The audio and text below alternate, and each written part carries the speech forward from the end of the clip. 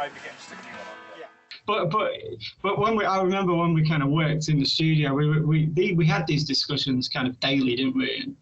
And I think, you know, if you have a sound rationale behind, you know, why you need to do something and what that means to the song, I think it's always the right path, really. And you will end up getting what you want. You know, music's subjective, isn't it? You know, so what some people love, some people hate, what some people hate, some people love.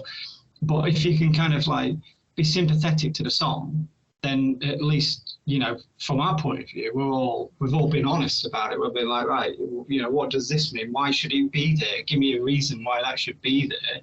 And as long as there's a really good reason, you know, like the washy strings, so you sound like, you know, sound like it's an ocean thing, you know. I mean, I always think there's a British contemporary classical composer called Gavin Bryars, who I love desperately. And he's done a couple of great tracks. One was called Jesus' Blood. You have to listen to it. And what he did was there was a homeless guy in London, and it's just a tape loop of this homeless guy singing this quite religious song. And it lasts like 30 seconds, and then he just repeats and repeats. So Gavin Bryars built this whole symphony around it. It's just genius. It's called Jesus' Blood by Gavin Bryars. But he also did this tune about the Titanic, and it lasted 2 minutes 12 or 2 hours and 12 minutes, whatever it took for the Titanic to sink, from it hitting the thing to sinking. He wrote this piece of music from the perspective of those string guys who were on the deck.